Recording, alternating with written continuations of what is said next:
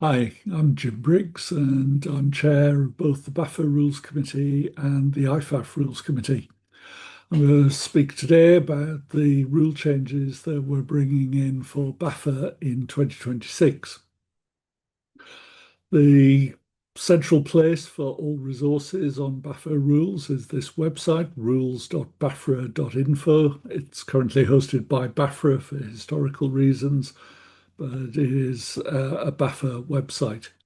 And the process we go through each year with the rule changes is that NCAA in America, that's college football, makes its changes. At IFAF level, we consider which of those we're going to adopt. We usually adopt most of them. Those are get passed on and are used internationally. But national federations such as BAFA have a role in determining their local rules, particularly where things have to be customized for local purposes. So the BAFA Rules Committee plays that role in this country. So here's a review of the state of the rules this year. So there are 10 uh, changes that we're making that we've inherited from NCAA. They made a few other changes, but they were mainly to equipment issues, so we haven't adopted those. This year, there were no IFAF specific changes introduced, and this year we've introduced five BAFA specific changes, which I'll talk about. Another innovation with the rule book this year is for the first time we're including in it a section on rules application.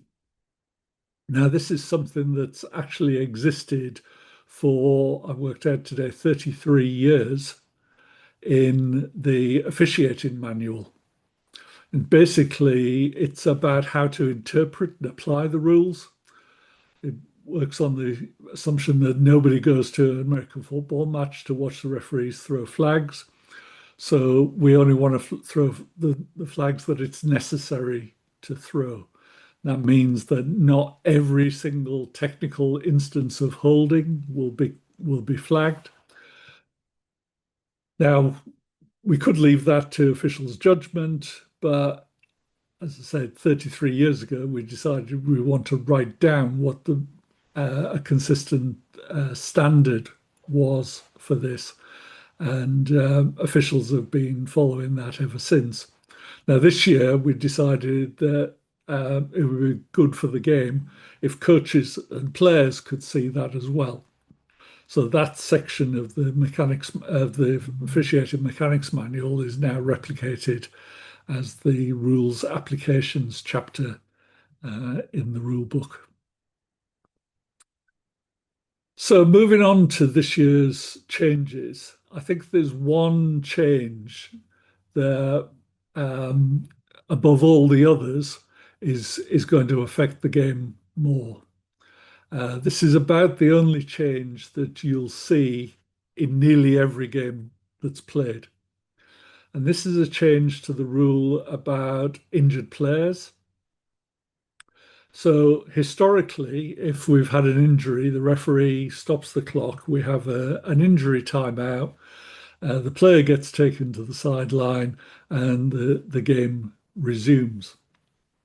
Now, in college football in the States, in recent years, there have been an increasing number of examples where coaches have been coaching players to actually go down injured to buy some time for their team.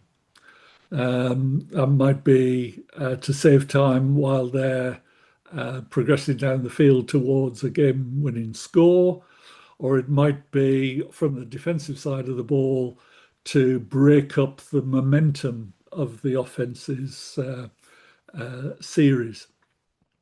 And NCAA have been talking for the last 2 years, 3 or 4 years, about how this is not something they want in the game.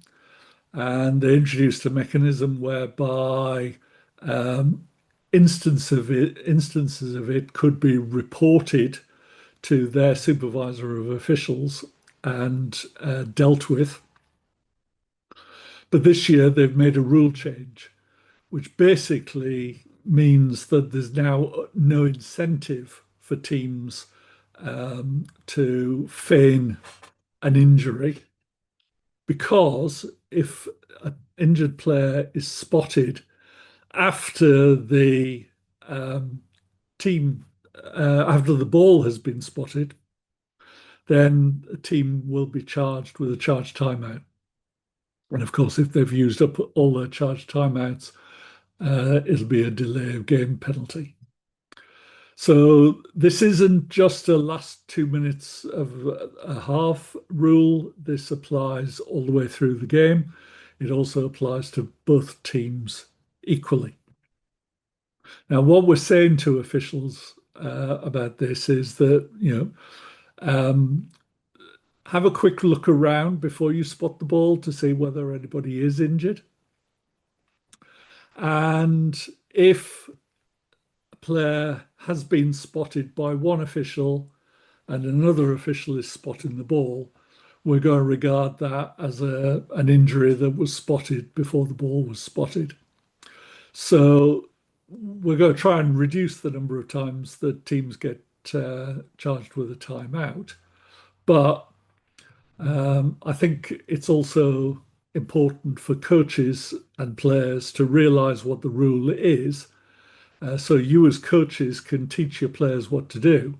And it may not be wise for them to start walking off the field and then decide to go down, because that means they might not be observed until after the ball is spotted.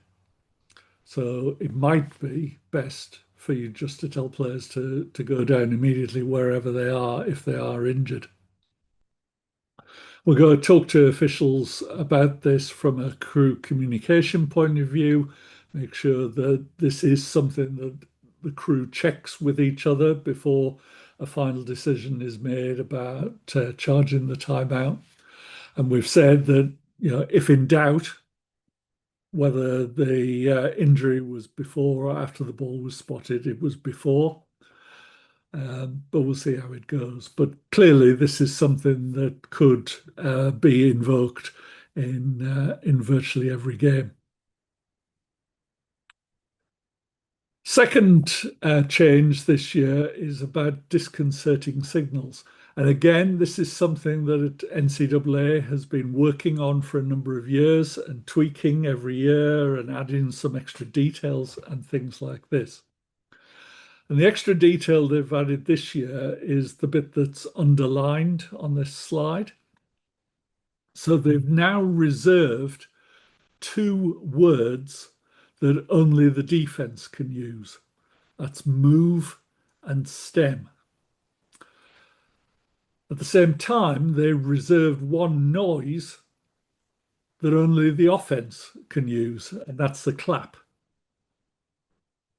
So now it's technically at least a foul if the offense uses the words move or stem, and if a defensive player claps his hands when the offense is lined up. Now, again, we're guiding officials on how to administer this, and if it's an innocent occurrence, then there'll probably be a warning. But obviously, towards the end of a half, if things are moving quickly, time to give a warning might not exist, and it might need to be penalised. And obviously, if a defensive player claps his hands and an offensive player moves in response to that, that's not going to be a false start on the offense. It's going to be a delay of game penalty on the defense. So we'll see how this goes. But again, it's something that coaches need to make players aware of.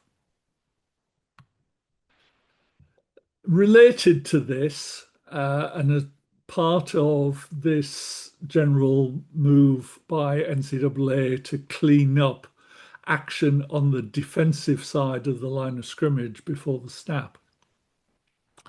They've reworded the rules. So what they clearly do not want is the defense to make movements that are purely designed to make the offense false start. Now, the restrictions only apply to defensive players who are within 1 yard of the line of scrimmage, so defensive linemen. It doesn't say whether they're in a 3 or 4 point stance or a 2 point stance. That doesn't matter. The only criteria is that they're within 1 yard of the line of scrimmage. But they're not allowed to make abrupt or exaggerated moves that might simulate action. And again, if the offense reacts to that, the foul is going to be against the defense. Now, this is not designed to stop defensive shifts. This is where the term stem comes from. A stem is where a defensive lineman moves position. So he moves, if he's nose up on the guard and he moves to nose up on the tackle, that's a change of position. It's also a change of position if he moves to the half point between the guard and tackle, because those are different defensive alignments.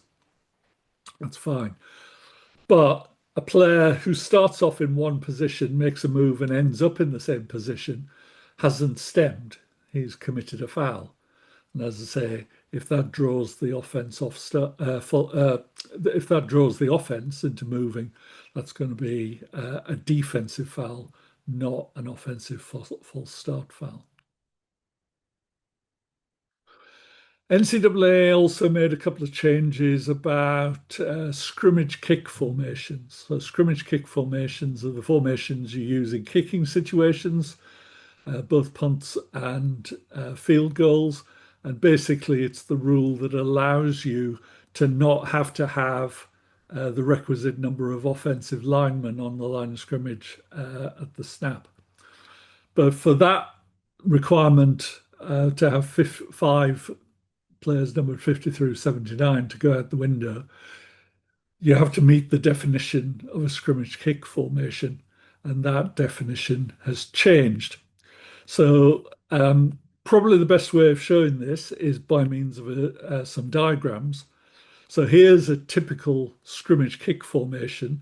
So we've got the snapper marked with an X and the holder marked with an H. So these players along here, 5 of them have to, it's no longer the case that 5 of them have to be numbered 50 through 79. Now, if we look at this formation where one of the wing backs has been moved into quarterback, once you did that in the past, immediately it was no longer a scrimmage kick formation.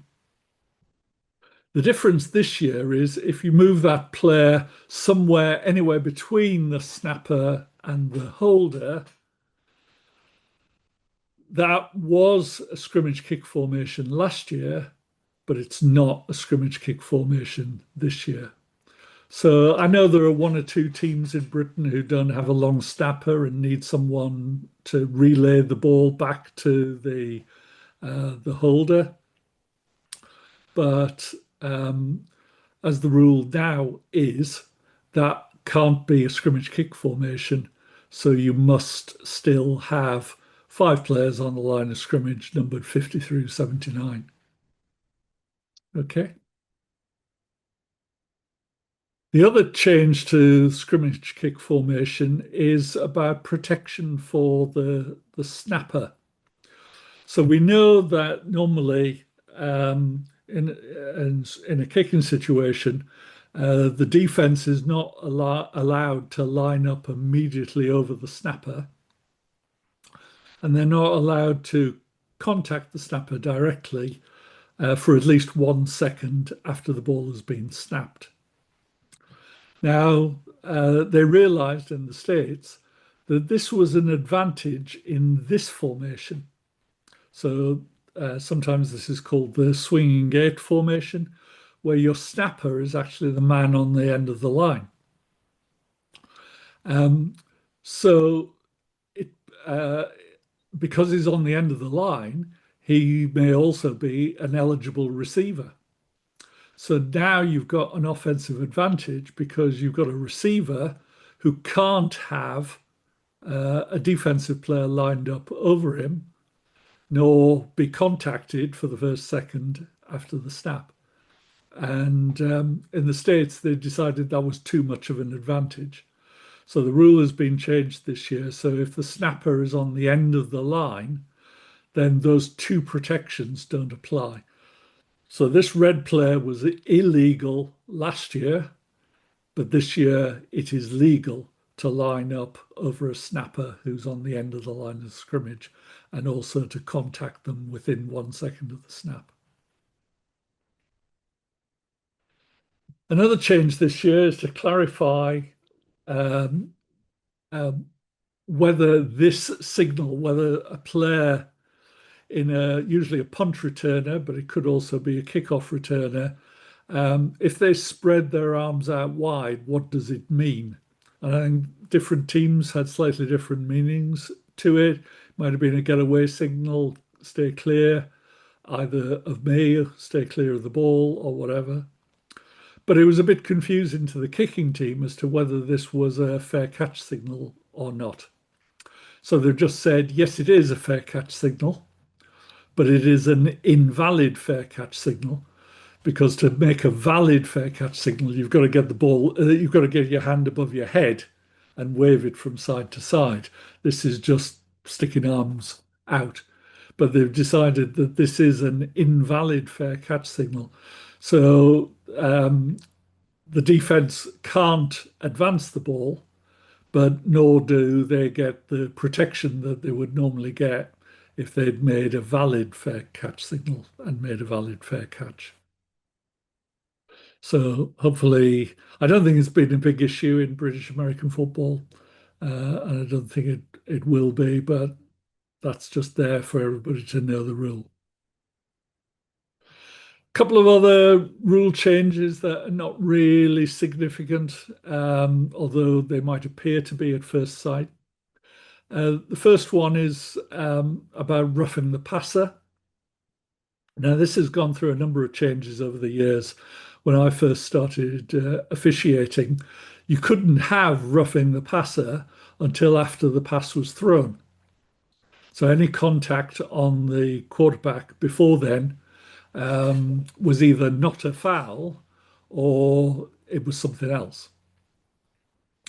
But a few years ago, they brought in the restriction that hitting the quarterback below the knees before they'd thrown the pass was roughing the passer, as long as the quarterback was in what they call a passing posture. It, it means it's a fancy way of saying he looks like he's going to throw a pass at some point in the future. So they've now extended that protection to three other parts of the roughing the passer rule. One is targeting on the quarterback, but that would have been targeting a targeting foul anyway under the previous rules. Secondly, any forcible contact to the head or neck area that doesn't rise to the level of targeting, that's now roughing the passer, even if it happens before the pass is thrown. And then driving the quarterback into the ground and landing on them with, really punishing them by piling onto them. That can now happen before the pass is thrown as well. And that would result in a roughing the passer penalty, 15 yards from the previous spot, and an automatic first down for the offense. So it's just a bit more extra protection for quarterbacks. And then the final one on this slide is for a number of years, a number of fouls, if they're committed by the offense behind the line of scrimmage, instead of being enforced from the spot of the foul, they were enforced from the previous spot, the line of scrimmage. And in that category, there was offensive holding, illegal use of hands, and personal fouls by the offence. To that list has now been added unsportsmanlike conduct. So, unsportsmanlike conduct by the offence behind the line of scrimmage is no longer a spot foul, it's now a previous spot foul, goes back to the line of scrimmage and enforced from there. Now, a couple of timing rule changes, which I'm pretty confident will not occur very often in British American football this season. So this one relates to timing changes in extra periods. Well, given that we don't have any potential for extra periods until we get into the playoffs, this isn't very likely to happen. But if you know the college overtime structure, you play up to two periods where each team has a turn at snapping the ball from the opponent's 25-yard line. So that's a new series, first and 10 from the 25 going in. And whoever's got the most points at the end of the series wins the game. Sorry, at the end of the period, wins the game. If it's still tied at the end of the first period, you do it all again in the second period. But for a few years now, if you had to go into a third period, the rule has been that instead of starting at the 25, first and 10, you now start at the 3-yard line and basically play an extra point. And so basically each team gets one snap per period. Now, it used to be that there was one timeout per team associated with each extra period. But what they're saying is that if you get to a third period, you get one timeout then, but it's got to last you until the end of the game. So you won't get a new one in a fourth period or a fifth period or whatever. And they've also tweaked the rules about radio and television timeouts. So once you get to the third period, basically the game isn't going to stop again. You just got to keep on going until somebody wins it. And then another rule change that was brought in to counter a tactic that a college coach, Division One college coach in the States, invented. He realized that if he put 12 defenders on the field, it gave his team a big advantage. And the worst that could happen was that he got a 5-yard penalty. But that play, when his 12 players were on the field, would use up some of the remaining time. And so it was worth it as a time-consuming tactic if you were defending a small lead at the end of the game. So NCAA has countered that by saying that if a team does that, no time will run off the clock. You restore the game clock to the time it was at the snap. Now, inevitably, in British games without stadium clocks, the time may be an approximation, because also the official who's keeping the time on their watch, you don't want them actually looking at the watch when you want them looking at the ball being snapped on the field. So it may be a bit of an approximation, but time will be restored and the defense won't get away with that as a time wasting tactic. It does only apply if the 12 players participate in the play. If you've got 12 on the field simply because the 12th player hasn't got off the sideline fast enough, then the clock change doesn't kick in. So that's for the offense to decide whether otherwise it's for the offense to decide whether the time gets restored or not. So the 5 BAFA only changes, you've probably heard about some of them already. The first one was simply to cover a gap in our rules. We didn't explicitly say anywhere that if you don't have a working chain and a working down box, that the game should stop and not proceed until they're fixed. And if they can't be fixed, the game would have to be abandoned. A couple of rules that BAFCA has been very influential in bringing in. So a mention here for Leiden and his work on this. So one is youth helmets are banned immediately. I think some people believed that youth helmets were designed for youth football. When in this country, youth football might be football including 16, 17, 18-year-olds. But in the States, they're talking about 8 and 9-year-olds. And anybody from that age up really ought to be wearing an adult helmet. So, given that all our competitions are above that age level, there should be no youth helmets allowed in British American football. And then the other one, we talked about um, bringing it in immediately, but we didn't think it was fair to make a change without giving people fair warning of it. And that's about people using elderly helmets, which we define to be those that are more than 10 years old, 10 years from new. We recommend people throw them away and do not use them now.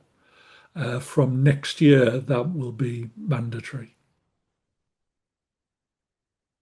A rule change that we didn't realize wasn't mandatory, but someone pointed out that up till now, washing and toilet facilities in the changing rooms for teams were optional. We don't think they should be. Good practice is to have them. And so that has now been defined as a mandatory requirement. And I understand the National League Competition Management are considering the possibility of applying fines to teams who persistently don't provide adequate facilities. We've had a rule for a number of years now that says that if there are two changing rooms, the home team has to offer the better one to the away team. This is tidying up the quality of changing facilities a bit more. And then finally, this is an advance notice of a rule that we're going to implement in 2 years' time in 2028 for self-officiated games where BAFRA can't cover a game with officials and coaches have to do it. We've recognised that there's a bit of a gap in our safety standards there because the coaches who do that have had no explicit training in officiating. Um, they may have a rough idea of the rules, but they don't know what the best place is to stand and how to move and how to work together as a team in order to assure the highest possible standards of safety in the game. So over the next couple of years, BAFA is asking BAFRA and BAFCA to get together and produce a qualification that some form of certificate that coaches can take that will give them some extra competency in officiating. And it will be mandatory for people to have that for 2028 to be able to self-officiate a game. So hopefully that course will be prepared in time for hundreds of coaches to take it before the 2028 season starts. And if there are any Bucks coaches here, then this will apply to Bucks games from October, November 2028. There are a few editorial changes to the rule book. So we define an editorial change as something that's designed to make the rule book clearer without actually changing what the call on the field would be in a given situation. So one of these is about inadvertent whistle. This is usually when an official blows their whistle and the ball actually isn't dead yet. So we allow play to carry on and usually award the ball to the team that ends up with the ball first after that. But we also realized that there are a number of situations in the rules where the ball, something happening to the ball automatically makes the play dead without player involvement. One of those is that the ball touches something that shouldn't be on the field. You know, a dog runs onto the field and grabs the ball, something like that. That's the classic example. Or the ball becomes illegal. That's where the ball lands on a hedgehog and bursts. Or some player tosses the ball to an official and the official is daft enough to catch it. By rule, those all make the ball dead. And we're defining here that they don't constitute continuing action.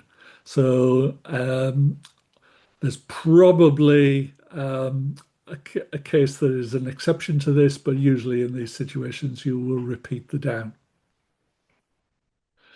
And we also clarified with respect to inadvertent whistles that any foul that occurs during that continuing action, those few seconds after the whistle is blown, should be treated as a live ball foul for penalty enforcement purposes. Because there's a big distinction in the rules between how you enforce a live ball foul and how you enforce a dead ball foul. But the players are still playing, at least some of them are.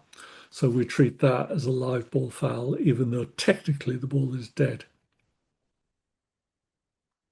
An editorial change from NCAA. For many years now, they've said if a player simulates firing a weapon, that is an unsportsmanlike act. To that, they've added the words brandishing, so firing or brandishing a weapon. And I've seen videos from college football of players doing things pretending they're holding guns. I've seen them do things pretending they're holding swords or spears or things like that. But anything involving that is a specific unsportsmanlike act now. And then a clarification to the rule. I think everybody knows that, at least in a competitive game, you can't have more than one player for each jersey number.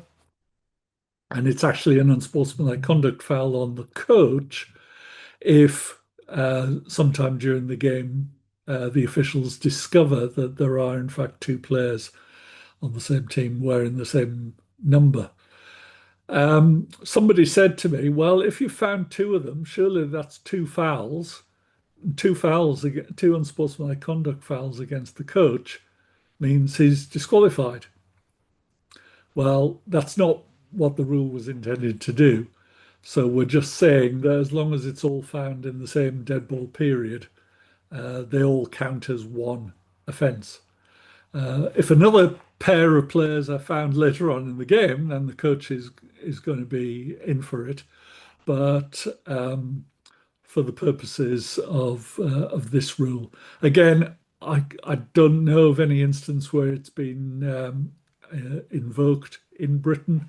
Officials who spotted it during the pre-game warm-ups would probably still as just tell the coach that one of the players' jerseys has to be changed and fix it that way without it ever becoming a game problem. But we need to have a way of handling it if it does crop up during a game. So that's it. That's the list of changes for British American football rules in 2026. Thank you very much for your attention.